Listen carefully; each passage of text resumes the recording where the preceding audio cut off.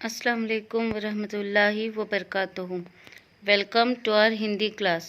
तो बच्चों, आज हम नया पाठ पढ़ने वाले हैं, नया लेसन पढ़ने वाले हैं।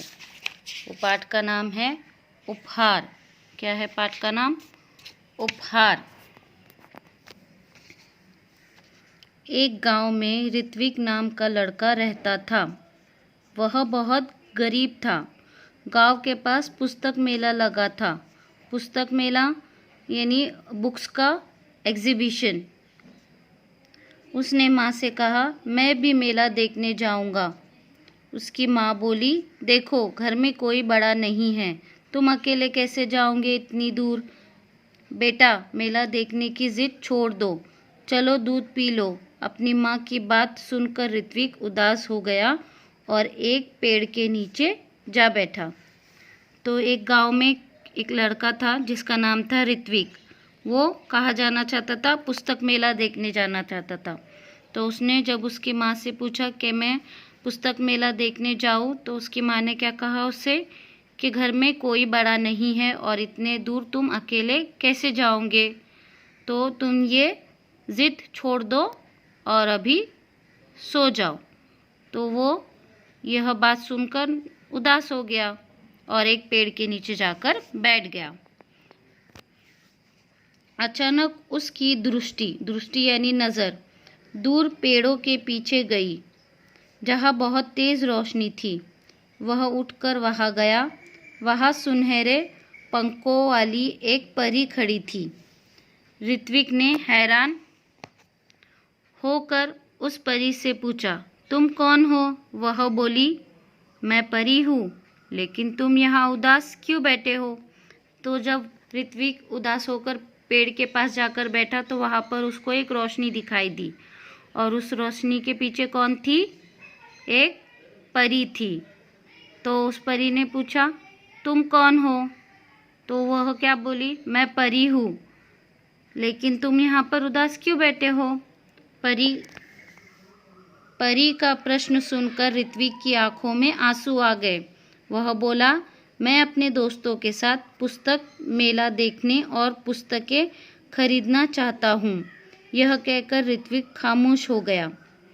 तब परी बोली, इसमें दुख की क्या बात है? यह समझ लो, तुम्हारी मदद करने के लिए ही मैं आई हूँ। ऐसा मैं तभी करूँगी जब तुम मेरी परीक्षा में उत्तीर्ण हो जाओगे।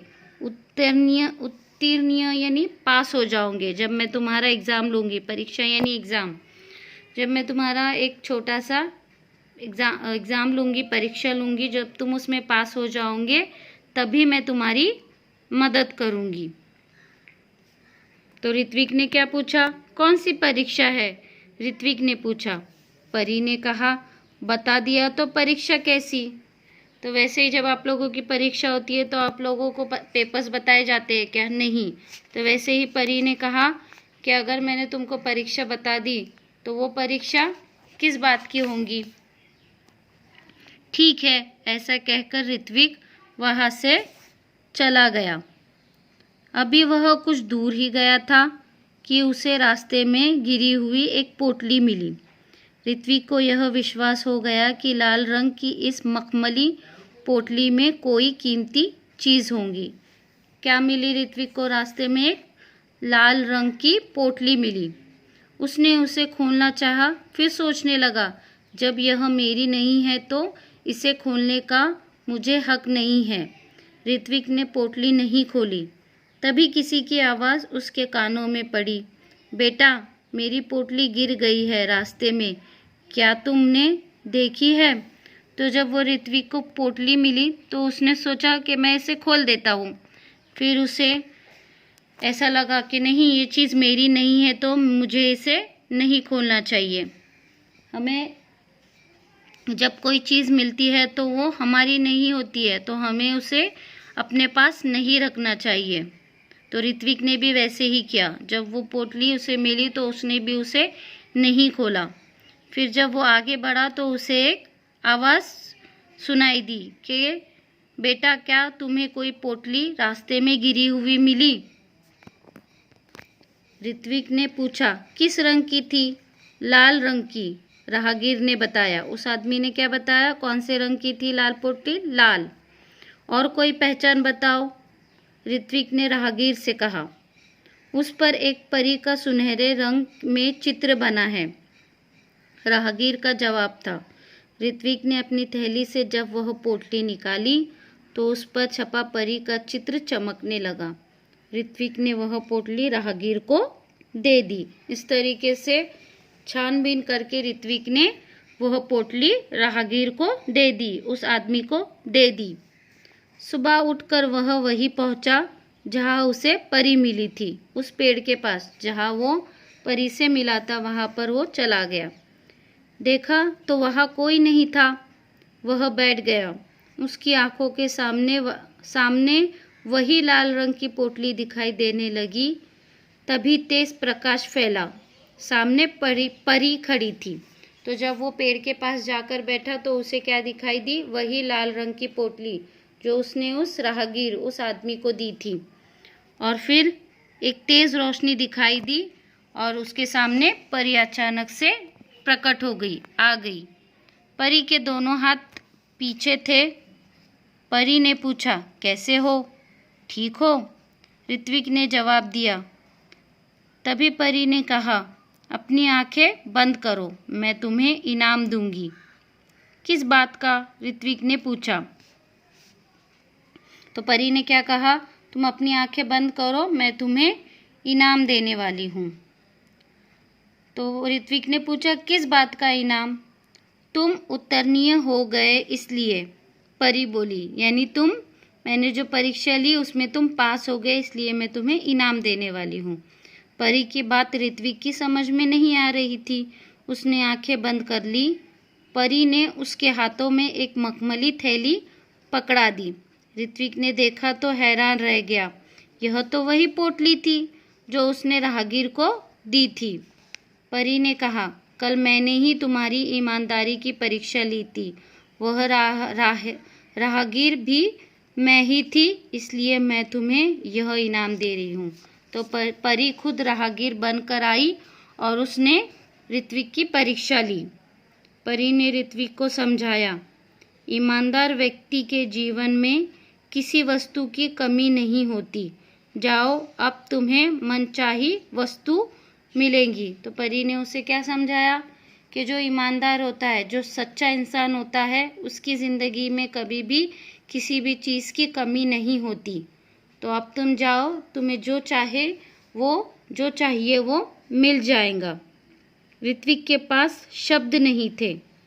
वो बहुत खुश हो गया था, इसलिए उसके पास कोई शब्द नहीं थे जिनसे वह परी को धन्यवाद देता। खुशी से उसकी आंखें भर आई, यानी वो बहुत खुश हो गया। लाल मखमली पोटली ऋत्विक ने अपनी माँ को दी। उसकी समझ में यह नहीं आया कि उसका बेटा उसे क्या दे रहा है।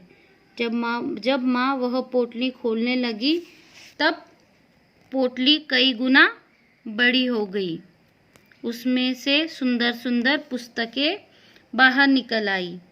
पुस्तकों का ढेर देखकर माँ चकित रह गई। चकित यानी एकदम आश्चर्य रह गई वो।